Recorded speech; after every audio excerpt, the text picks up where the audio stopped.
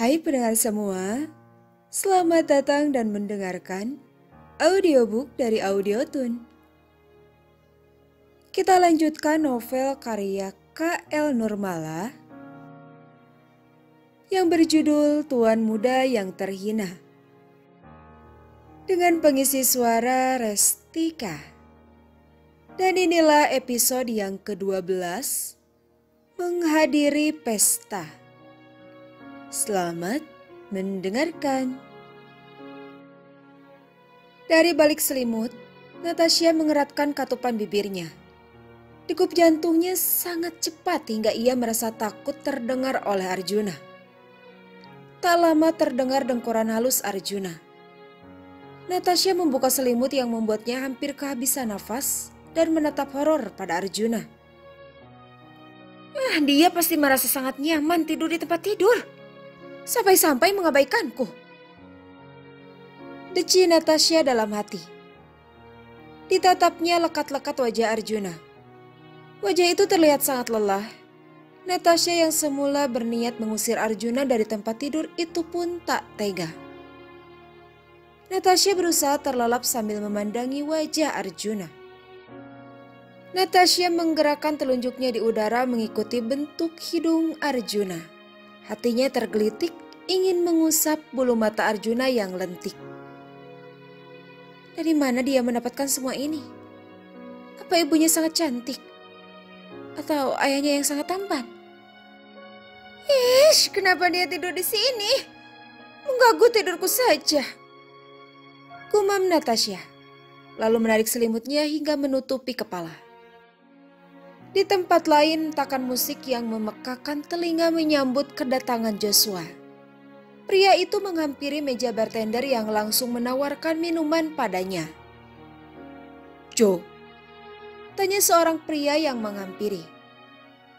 "Rio?" Joshua menautkan alisnya. "Hai bro, lama gak ketemu. Apa kabar?" tanya Rio. "Baik, kamu?" Joshua menyambut uluran tangan Rio. Meski Rio terbilang juniornya di kampus, mereka cukup akrab di organisasi kampus. "Lumayan." "Sibuk apa sekarang?" "Biasalah, kerja. Apalagi? Kamu sendiri kerja di mana?" "Aku di Alfati Group. Pernah dengar?" "Oh ya? Pernah dong. Perusahaan baru itu langsung melejit. Jadi apa kamu di sana?" "Manajer personalia," sahut Rio bangga. "Wah, enak dong. Bisa masukin saudara atau teman." Ejek Joshua. "Enggak juga. Kalau ketahuan bisa-bisa aku kena masalah. Kalau bosnya orang Arab ngeri-ngeri sedap." "Kamu mau nyoba melamar kerja? Lumayan loh. Ada lowongan bagus," ujar Rio. Joshua menyeringai sinis. Rio tidak tahu bahwa dirinya sedang berbicara dengan seorang wakil direktur utama Adipura Land.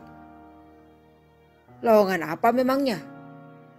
tanya Joshua malas. "Manajer keuangan. Awal bulan depan rencananya manajer keuangan yang sekarang mau naik jadi direktur keuangan. Maklumlah perusahaan baru. Kerja sedikit bagus aja bisa naik jabatan. Aku kapan ya? Kali aja bulan depannya lagi," harap Rio. Joshua nampak berpikir keras. Kemudian ia pun berkata, "Aku ada teman. Kebetulan dia lagi nyari kerjaan. Dulu dia juga pernah jadi manajer keuangan." "Oh ya? Suruh aja dia ajukan lamaran hari Senin. Langsung ketemu aku. Siapa tahu kalau dia memang berpotensi, aku juga bisa naik jabatan lebih cepat." "Oke, aku akan kabari kamu lagi." Joshua dan Rio pun bertukar nomor ponsel. Seringaian licik terlihat jelas di wajah Joshua. Setelah mereka puas berbincang, Joshua pun berpamitan. Ia tidak boleh pulang dalam keadaan mabuk. Karena jika Adipura mengetahuinya, Joshua akan terkena murka ayah tirinya tersebut. "Halo Wan, pesan tiket untuk besok sekarang juga. Aku ada kerjaan baru untuk kamu," ujar Joshua pada seseorang di ujung ponselnya. Al-Fatih Group. Lihat saja, pelan-pelan aku juga akan menghancurkan pahlawan Adipura lain itu. Gumam Joshua dan mulai melajukan mobilnya. Sinar matahari menyilaukan pandangan Natasha yang baru saja mengerjap. Hembusan angin pagi yang cukup kencang telah lancang memasuki kamarnya dan membuatnya kedinginan. Natasha menoleh ke arah balkon kamar. Mulutnya menganga menatap jendela kamar yang terbuka. Ini pasti kerjaan Arjuna. Arjuna! Serunya di akhir kalimat. Tunggu, apa semalam hanya mimpi? Arjuna tidak mungkin tidur di sini kan? Natasha bergumam sambil menoleh ke samping. Ia cukup lega melihat semua rapi seperti biasanya. Syukurlah, ternyata hanya mimpi. Ah, sialan! Ada apa denganku? Natasha memukul-mukulkan kepalan tangan ke kepalanya. Pintu kamar ada yang membuka, dan sudah pasti itu Arjuna. Gerakan bola mata Natasha mengikuti langkah Arjuna. Ada apa dengan dia? Apa ini? Tidak ada senyum untukku. Apa dia masih marah karena kejadian kemarin? Batin Natasha bertanya-tanya. Tunggu, kau mengabaikanku? Sudah berani? Lancang kau ya? Tanya Natasha ketus. Cepatlah turun, ayahmu tadi memanggilmu. Mereka sedang menunggumu. Ujar Arjuna datar dan bersiap untuk berlalu. Tunggu, tutup jendelanya. Sejak kapan aku memintamu membuka jendela di pagi hari?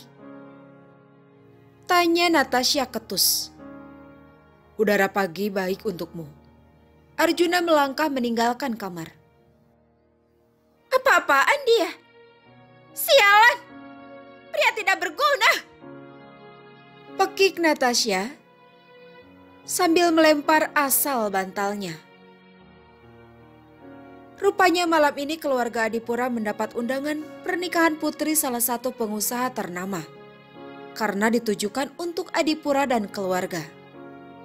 Joshua pun menyarankan semua harus ikut termasuk Arjuna. Jangankan membawa Arjuna, Natasha bahkan tak berniat menghadiri acara itu. Di saat Inge dan Kania sibuk merawat diri dan menyiapkan gaun terindah, Natasha justru menghabiskan hari di meja kerjanya. Pakaian siapa itu?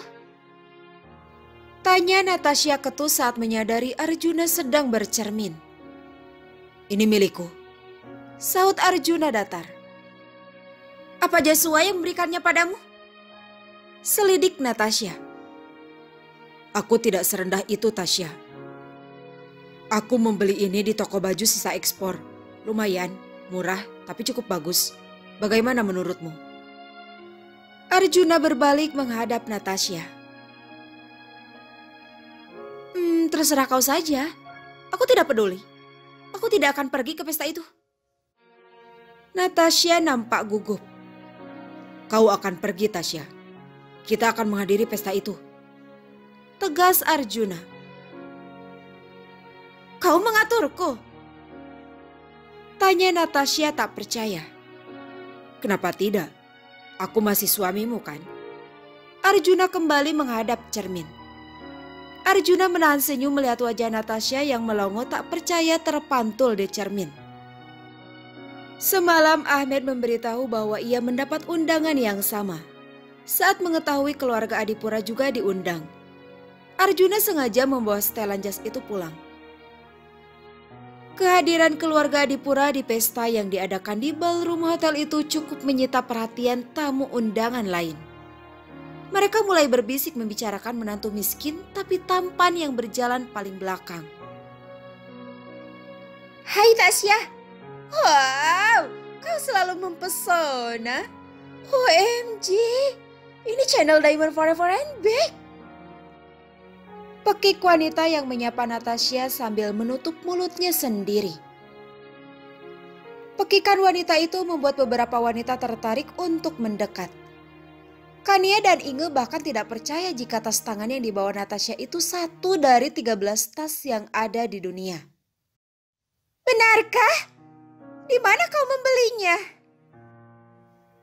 Tanya wanita lain yang menghampiri. Natasha merasa risih sekaligus kesal pada mereka yang memberinya tatapan menyelidik. Ini pemberian seseorang, sahut Natasha canggung. Yang pasti seseorang itu bukan suamimu kan? Ejek seorang wanita lain sembari melirik pada Arjuna. Tas ini kan, batin seorang wanita di antara mereka. Kedua matanya terbelalak melihat cincin yang dikenakan putri Adipura tersebut. Mendengar suara suaminya, wanita itu langsung menoleh. Wajahnya memucat saat melihat sosok Arjuna. Wah, ada gembel naik kelas. Tuan Adipura, Anda beruntung sekali karena pernikahan putri Anda dengan office boy ini. Masyarakat sangat terkesan pada Anda. Tuan-tuan dan nyonya, jika kalian ingin dianggap teladan oleh masyarakat, nikahkanlah anak kalian dengan orang rendahan seperti dia. Bagaimana? Tutur pria yang merupakan suami wanita tadi dengan suara lantang sambil menunjuk pada Arjuna. Tuan Jayadiningrat, jauhkan telunjuk Anda. Suami saya memang dari kalangan bawah, tapi dia lebih baik dari putra Anda yang tunadaksa. Timpal Natasha ketus. Kau? Geram pemilik PT Sinar Jaya itu. Adipura menghampiri. Belum sempat ia bicara, Jayadiningrat sudah menghadangnya dengan berkata, Ajari putrimu untuk menjaga lisannya. Apa kau lupa saat memohon bantuanku? Jika perusahaanku PT Sinar Jaya berhasil bekerja sama dengan Al-Fatih Group, akan kupastikan Adipura Land hanya tinggal nama. Dan kau wanita berlisan tajam, kau akan memohon padaku karena hal itu. Tunjuknya pada Natasha. Jangan menunjuk istriku, apalagi mengancamnya. Karena aku bisa saja membuatmu berlutut di kakinya. Bagaimana menurutmu, Cik Mei? Tanya Arjuna pada wanita yang berada di samping Jayadiningrat. Kau mengenal istriku? Jayadiningrat menatap heran pada Arjuna dan Mei, istrinya. Tidak juga. Kuharap kau bisa merahasiakan apa yang pernah terjadi di antara kita, Cik Mei. Arjuna mengedipkan sebelah matanya. Ayo sayang, makanan di sana kelihatannya enak. Imbuh Arjuna sambil merengkuh pinggang Natasha dan membawanya meninggalkan kerumunan itu. Meninggalkan ketegangan antara Jayadiningrat dan istrinya. Kau sungguh mengenal dia? Tanya Natasha ketus. Aku hanya bercanda. Ini taktik jitu untuk membungkam mulut pria itu. Sahut Arjuna santai.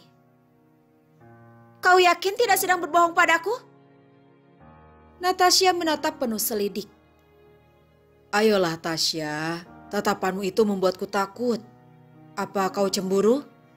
Arjuna balik bertanya dengan tatapan menggoda. Cemburu? Jangan mimpi. Deci Natasha kesal dengan wajah yang bersemu merah. Ia berlalu pergi meninggalkan Arjuna begitu saja. Istriku, bawakan aku makanan ya. Pinta Arjuna lembut, Natasha menoleh dan mendelik tajam padanya. Arjuna terkekeh pelan melihat sikap Natasha. Ia pun menelpon Ahmed dan berkata dengan tegas. Batalkan rencana kerjasama dengan PT Sinar Jaya. Bersambung. Episode ini telah usai. Jika suka, jangan lupa tekan tombol favorit di audiobook novel ini. Terima kasih telah mendengarkan. Kalau kamu mau dengar audiobook lebih banyak dan gratis, segera download Audiotune.